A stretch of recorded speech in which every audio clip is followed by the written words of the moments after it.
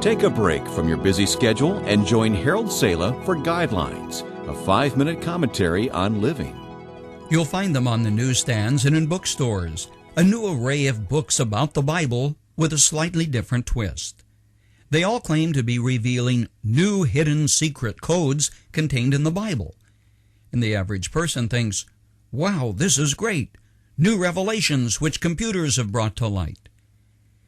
It's true that computers have done some pretty awesome things for Bible students.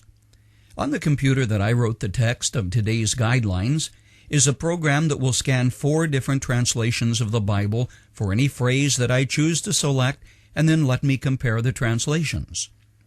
Scholars have taken the text of the Dead Sea Scrolls and computerized them, analyzing word patterns and synthesizing missing portions of the text. All of that is helpful and illuminating. But what about these secret codes and new revelations which are just coming to light?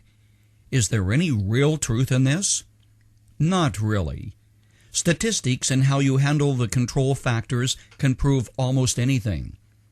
This fad of trying to make the Bible reveal its hidden secrets isn't new at all. Even in Paul's day, groups attempted to claim distinctive insights to God's revelation. Gnostics, they were called. Paul condemned them. At the beginning of the 2nd century, some took the figure 666 from Revelation 13:8, referring to the mark of the beast, and converted the numbers to Greek letters, thus identifying Nero the Caesar, who was giving Christians such a hard time, as the Antichrist. But Nero died, and numerologists, as they have come to be called, had to find a new whipping boy. At the beginning of this century, someone measured the pyramids in Egypt and converted those numbers to prophetic utterances, then thrilled audiences with their precise, allegedly scientific findings.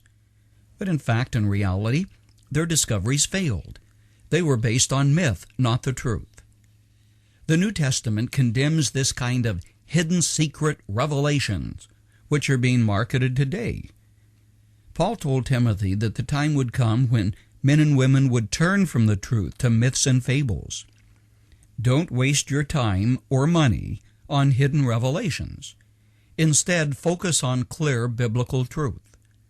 Sadly enough, most people today don't know enough truth to evaluate falsehood. The fact is, you've got to know what a straight line is before you know what a crooked one is. Make it a practice to get into this book every day.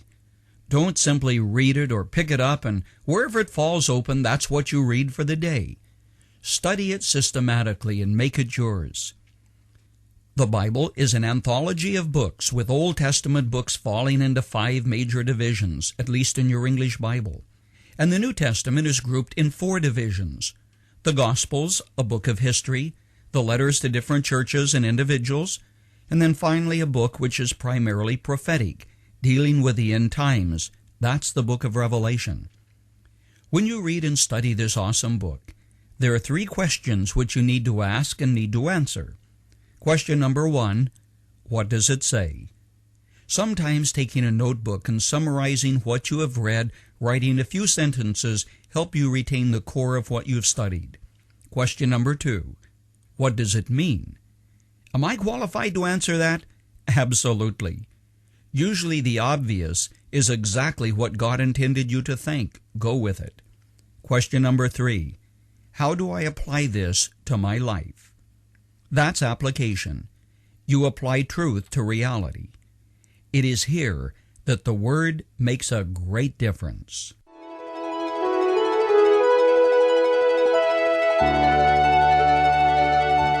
You've just heard Dr. Harold Sala with Guidelines, a 5-minute commentary on living. If you would like to listen to the program again, download a copy, subscribe to our e-commentary, or view other resources, visit guidelines.org. We would like to hear from you too. You can email us at info@guidelines.org.